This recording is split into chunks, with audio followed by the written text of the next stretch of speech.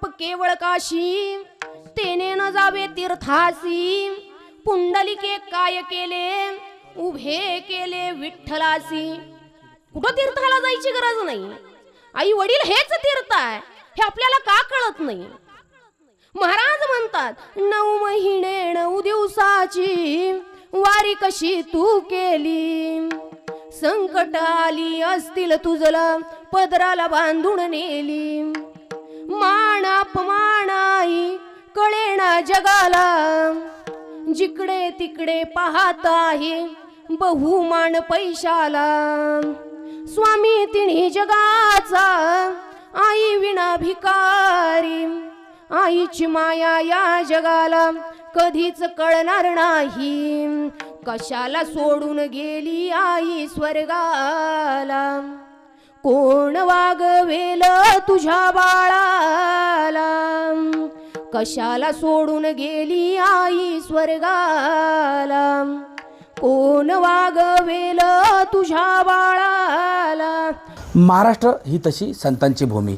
महाराष्ट्राला आध्यात्मिक व वारकरी संप्रदायाची मोठी परंपरा आहे.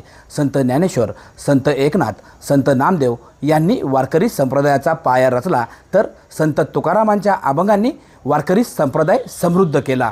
अगदी अलीकडच्या काळात जरी म्हटलं तर संत तुकडोजी महाराजांच्या ग्रामगीतेने प्रशासन समृद्ध केलं, तर संत गाडगे बाबा यांनी आपल्या कीर्तनाच्या माध्यमातून समाजाला स्वच्छतेचं महत्त्व पटवून देताना समाजात अंधश्रद्धा निर्मूलन चळवळ राबवली.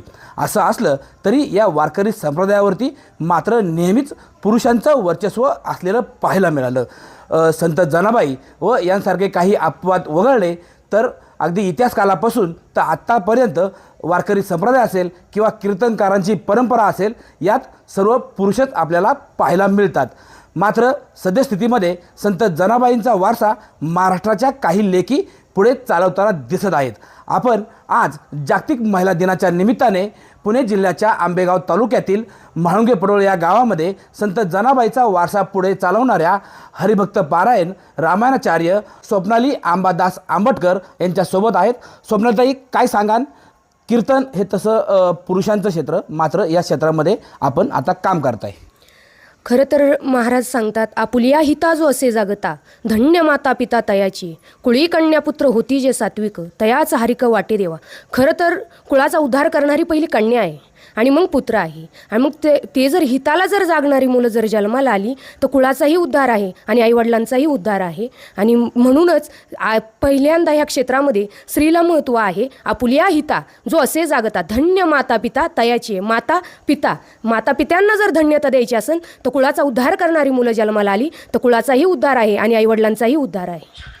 खरं तर कीर्तन हे वेगळं क्षेत्र, या क्षेत्रामध्ये यायची किंवा हे क्षेत्र निवडण्याचं आपण कसं हा निर्णय घेतला?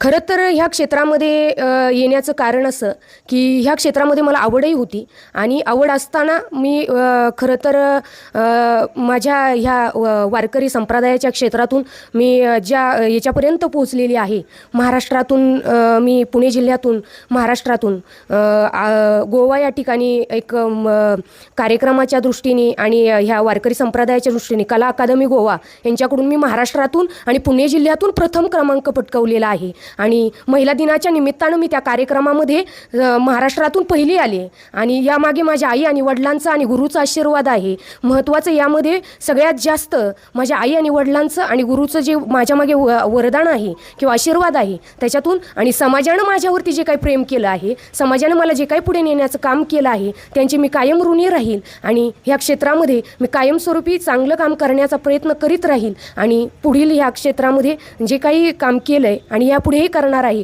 ते चांगलंच करत राहील हे मी आज सांगते. आपण हे जे कीर्तनाचं प्रशिक्षण आहे ते कुठं घेतलं आहे? खरं तर मी हे प्रशिक्षण आळंदीमध्ये घेतलं. प्रथम मी ह्या क्षेत्रातून सुरुवातीला पहिल्यांदा कीर्तन केल्याच्यानंतर मी एक 2-3 वर्षानंतर प्रवचन करायला सुरुवात केली. खरं तर कीर्तन करत असताना आणि वारकरी संप्रदायामध्ये ज्यावेळी वारकरी संप्रदायामध्ये आले, लोकांनी जे काही मला पुढे नेण्याचं जे काम केलं किंवा मला सपोर्ट केला त्या सर्वांना मी पहिल्यांदा मनपूर्वक धन्यवाद देईल. आणि दुसरी गोष्ट अशी की महाराष्ट्रामध्ये क्षेत्रामध्ये जे मी काम करते ते काम करत असताना आणि ह्या क्षेत्रामध्ये वारकरी संप्रदायामध्ये कोणतीच गोष्ट अशी कमी पडत नाही की ही वारकरी संतांची भूमी आहे. जयाची ये द्वारी सोन्याचा पिंपळ, अंगी ऐसे बळ रेडा बोले. ह्या क्षेत्रामध्ये कोणतीच गोष्ट कमी पडत नाही आणि पुढे जात असताना ही कधीच कोणती गोष्ट कमी पडणार नाही. ही माऊलींची शिकवण आहे. आणि म्हणून महाराज म्हणतात की बाबांनो, तुम्ही जर ह्या मार्गाने जात आहात तर चांगलं काम करत असताना तुम्हाला चांगल्या गोष्टी मिळत राहतील आणि चांगल्या गोष्टी मिळणार आहेत. खरं तर कीर्तनासाठी अभंग निवडावा लागतो. तुमचे आवडते अभंग कोणते आहेत? एखाद दोन अभंग तुम्ही आता सांगाल का? आपुलिया हिता जो असे जागता, धन्य माता पिता तयाचे, कुळी कन्या पुत्र होती जे सात्विक, तयाच हरिक वाटे देवा.